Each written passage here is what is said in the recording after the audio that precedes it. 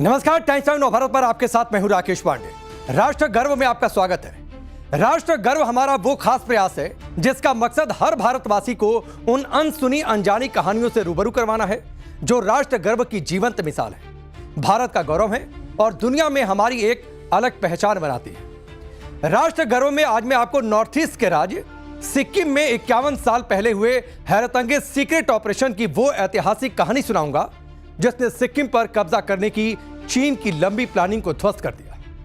अमेरिकी खुफिया agency CIA के उस चालाक दांव को फेल कर दिया जिसके जरिए सिक्किम को भारत से पूरी तरह अलग करने की बिसात बिछाई गई थी।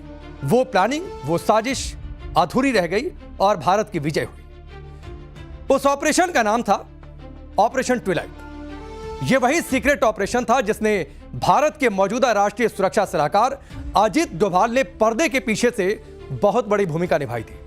यानी आप ये समझिए कि अजीत डोभाल का करिश्मा कोई आज से शुरू नहीं हुआ, यह बहुत पहले से शुरू हुआ और इसी सीक्रेट ऑपरेशन के बाद भारत सिक्किम का 22वां राज्य बना। दुनिया के सामने यह बात आ गई कि सिक्किम के लोग 1947 से ही भारत में शामिल होना चाहते थे, लेकिन पंडित जवाहरलाल नेहरू ने सिक्किम की जन भावना को जानते बूझते दरकिनार कर दिया था। इसकी भी एक अलग कहानी है, कभी उसकी चर्चा होगी।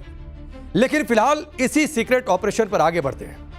उनकी उस भूल को इंदिरा गांधी ने तब दुरुस्त करने का फैसला किया जब सिक्किम का नामग्याल राजवंश अमेरिका की मदद से एक सिक्किम को एक स्वतंत्र देश का दर्जा दिलाने की सीक्रेट प्लानिंग में जुटे थे। लेकिन सिक्किम की जनता का अपना मन था।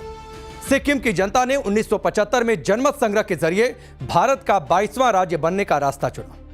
यह बहुत ऐतिहासिक था, इसीलिए आज की इस पूरी कहानी को आप बहुत ध्यान से सुनिएगा, क्योंकि यह कहानी वो एक्शन थ्रिलर सस्पेंस वाली ऐतिहासिक कहानी है जो हर भारतीय को राष्ट्र गर्व से भरने वाली है। सिक्किम को भारत का राज्य बने हुए 50 साल हो चुके हैं और उसी 50वां साल की सालगिरह मनाई गई है। 2026 उसी का स्वर्ण जयंती वर्ष है। इसी खास मौके पर पीएम मोदी सिक्किम की राजधानी गंगटोक पहुंचे हुए हैं। रिपोर्ट देखिए।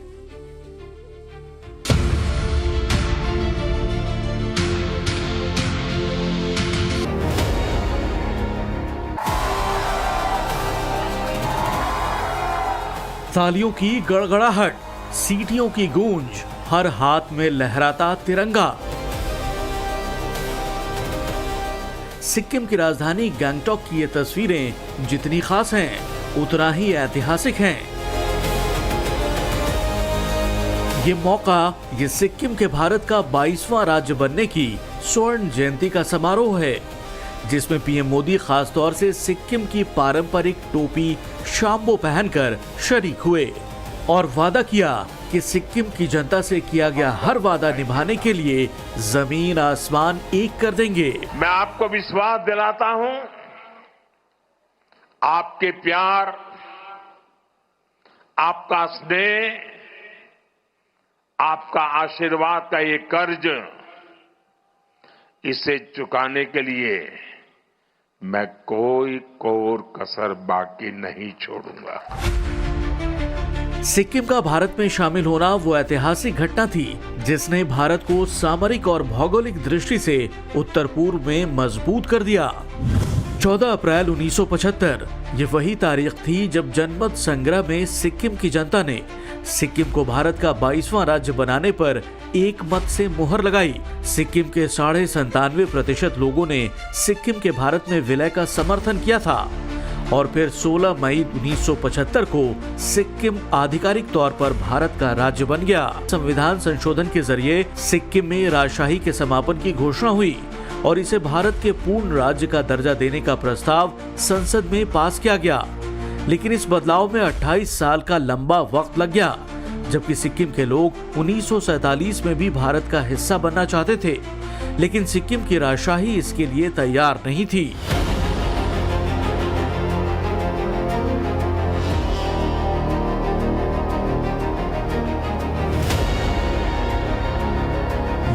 सिक्किम में सन 1642 में नामग्याल वंश राजशाही थी। सन 1817 में अंग्रेजों ने नेपाल को जीता तो नेपाल के कब्जे की जमीन सिक्किम को वापस दिलाई और इस तरह अंग्रेजों ने धीरे धीरे सिक्किम को उसी तरह अपने संरक्षण में ले लिया जैसे भारत के राज्यों को अंग्रेजों ने हड़पा था। चूंकि भारत की आजादी से पहले ही ब्रिटिश सरकार ने सिक्किम को स्वायत्तता दे दी थी। इस तरह 1947 में भारत जब आजाद हुआ तो सिक्किम और भारत के बीच संधि हुई और सिक्किम भारत के संरक्षण में बना रहा। सवाल यह है कि जब सिक्किम आजादी के बाद भारत के संरक्षण में था ही, तो फिर इसे पूर्ण राज्य बनाने की जरूरत क्यों पड़ी? तो इसकी बड़ी वजह थी पर्दे के पीछे से सिक्किम पर कब्जा जमाने की दो साजिशें, जिसकी एक डोर चीन से जुड़ रही थी तो दूसरी अमेरिका से। और उन्हीं साजिशों को नेस्तो नाबूद करने के लिए भारत ने शुरू किया ऑपरेशन ट्विलाइट, जिसे ऑपरेशन गैंगटॉक भी कहा जाता है।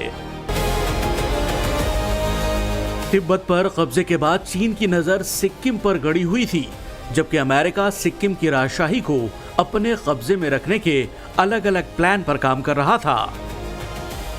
1963 में जब सिक्किम के चोग्याल यानी राजा ताशी नामग्याल का निधन हुआ तो पर्दे के पीछे से ये दोनों साजिशें तेज हो गईं। ताशी नामग्याल के बाद उनके बेटे पालदेन नामग्याल सिक्किम के राजा बने। उनकी दूसरी पत्नी अमेरिकन थी, नाम था होप कुक। 1959 में दार्जिलिंग के विंडमियर होटल में होप कुक ने पालदेन से मुलाकात की थी और ये मुलाकात जल्द ही प्रेम कहानी में तब्दील हो गई और फिर शादी में तब्दील हो गई और फिर दोनों की शादी हो गई। होप कुक कहने को अमेरिका की बड़ी सोशलाइट थी, लेकिन उन पर अक्सर अमेरिकी खुफिया एजेंसी CIA का एजेंट होने का संदेह जताया गया था। हालांकि ये कभी आधिकारिक तौर पर साबित नहीं हुआ, लेकिन होप कुक जब सिक्किम की रानी बनी तो एक बात साफ तौर पर दिखने लगी। वो सिक्किम में अमेरिकी हितों को बढ़ावा दे रही थी और भारत विरोधी गतिविधियों को शह दे रही थी। दार्जिलिंग, जो पश्चिम बंगाल का हिल स्टेशन है, सन 1967 में सिक्किम की रानी होप कुक ने उसे सिक्किम में शामिल करने की मांग उठाई।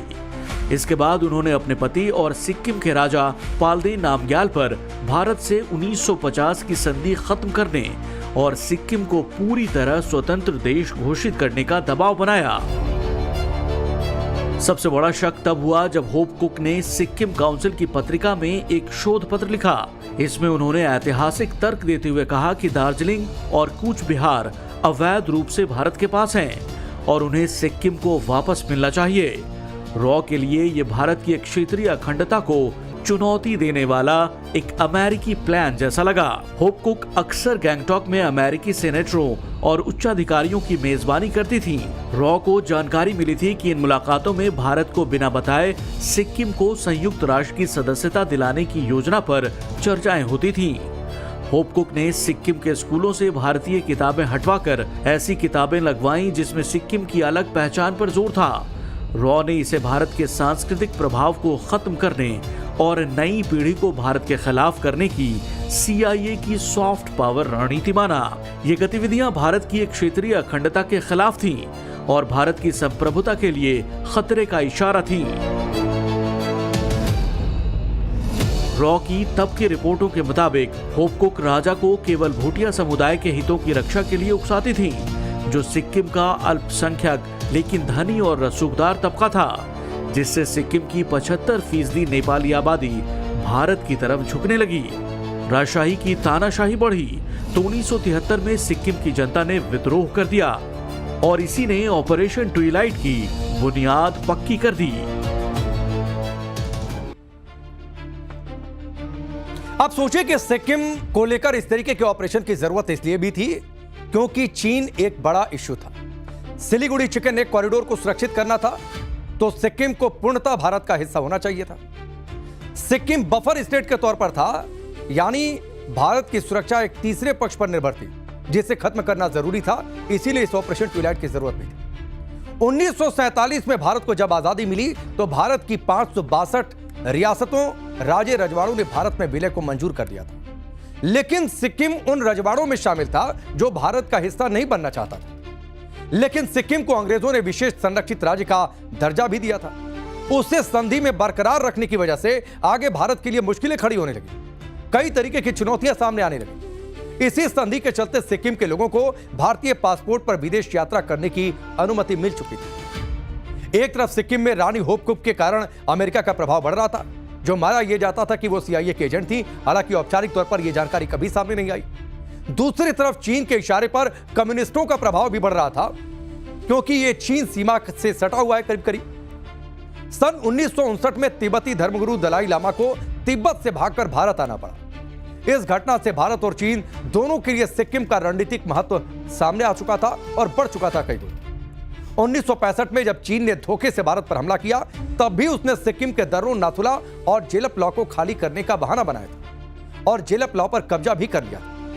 इसी के बाद से यह थ्योरी भी सामने आई थी कि सिक्किम के नाथुला दर्रे पर कब्जा करके चीन सीधे सिलीगुड़ी कॉरिडोर की ओर बढ़ सकता था, जिसका जिक्र मैं थोड़ी देर पहले कर रहा था कि क्यों सिक्किम को भारत में पूर्ण राज्य के दर्जे पर शामिल करना जरूरी था। ये भारत का वो चिकन नेक है जिस सिलीगुड़ी कॉरिडोर की हम बात कर रहे हैं, या कहिए वो सकरा हिस्सा है जो नॉर्थ ईस्ट के 7 राज्यों को बाकी भारत से जोड़ता है।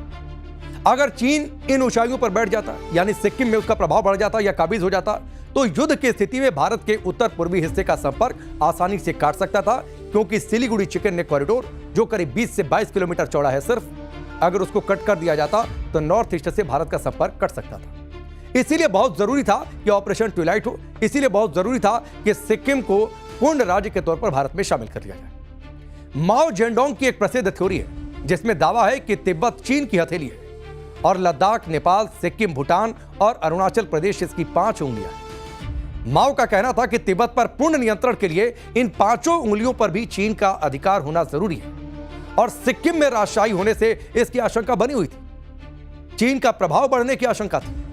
ऑपरेशन ट्विलाइट को अंजाम देकर भारत ने एक साथ चीन और अमेरिका दोनों की चालबाजी, दोनों की प्लानिंग को ध्वस्त कर दिया। खास तौर पर चीन के साथ युद्ध के बाद इस तरीके के ऑपरेशन को अंजाम देकर भारत ने यह दर्शाया कि भारत अपनी सामरिक सुरक्षा, अपने हितों के लिए कोई भी साहसी कदम उठा सकता है।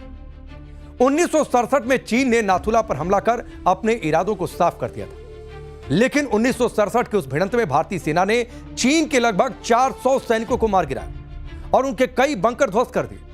यह 1962 के बाद चीन को मिला पहला बड़ा सैन्य झटका था।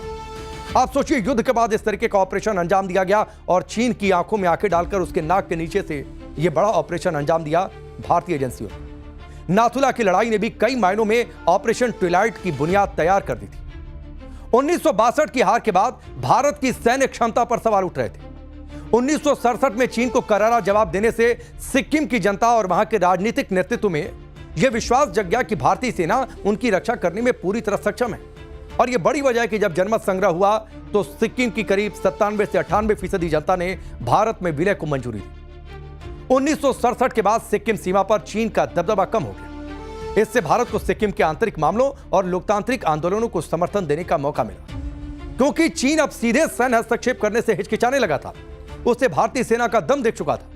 1967 की जीत के कुछ साल बाद जब सिक्किम में राजशाही के खिलाफ लोकतांत्रिक विरोध बढ़ा, तो भारत ने राष्ट्रीय सुरक्षा और जनता की इच्छा का सम्मान करते हुए इसमें हस्तक्षेप किया और इस तरह ऑपरेशन ट्विलाइट राष्ट्र गर्व की वो ऐतिहासिक कहानी बन गया जिसकी आज भी मिसाल दी जाती है, जो भारतीय एजेंसियों की एक बड़ी सफलता के तौर पर गिनी जाती है।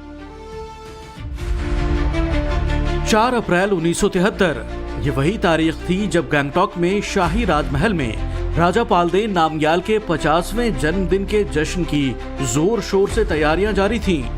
लेकिन महल के बाहर का नजारा किसी युद्ध जैसा हो गया था। 8000 से ज्यादा की संख्या में जुटी भीड़ ने महल को चारों तरफ से घेर रखा था। प्रदर्शनकारी काफी गुस्से में थे और एक व्यक्ति एक वोट और राजशाही का अंत करो के नारे लगा रहे थे। महल की दीवारों के ठीक बाहर राजा का पुतला फूंका जा रहा था। राजा की खुफिया जानकारी के अनुसार सिक्किम की छोटी पुलिस फोर्स प्रदर्शनकारियों की भीड़ को काबू करने में नाकाम साबित हो रही थी। राजमहल की ओर बढ़ती भीड़ को रोकने के लिए सिक्किम पुलिस ने लाठीचार्ज किया, आंसू गैस के गोले छोड़े और हवाई फायरिंग भी की, जिसमें कुछ प्रदर्शनकारी घायल हुए। कुछ मौतों की भी खबर आई। इसने जनता का गुस्सा भड़का दिया। अप्रैल 1973 की खुफिया रिपोर्टों के मुताबिक लगभग 15,000 वॉलंटियर्स रानीपुल होते हुए गंगटोक की ओर बढ़ रहे थे। रानीपुल वही जगह है जिसे गंगटोक का प्रवेश द्वार यानी गेटवे कहा जाता है। ये गैंगटॉक से लगभग 10 से 12 किलोमीटर नीचे पड़ता है। सिलीगुड़ी से गैंगटॉक जाने वाला हाईवे NH10 रानी पुल से ही होकर गुजरता है। रानी पुल में गोलीबारी की घटना के बाद प्रदर्शनकारी हिंसक हो गए। अगले 24 घंटों में भीड़ ने रानी पुल सहित आसपास के 8 महत्वपूर्ण पुलिस स्टेशनों पर कब्जा कर लिया।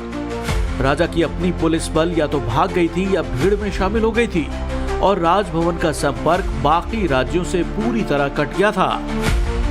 सिक्किम की जनता के इसी विद्रोह को तब भारतीय खुफिया एजेंसी रॉ के प्रमुख रहे RN काव ने अपने उस सीक्रेट मिशन का हिस्सा बनाया जिसे ऑपरेशन ट्विलाइट कहा गया। रॉ ने सिक्किम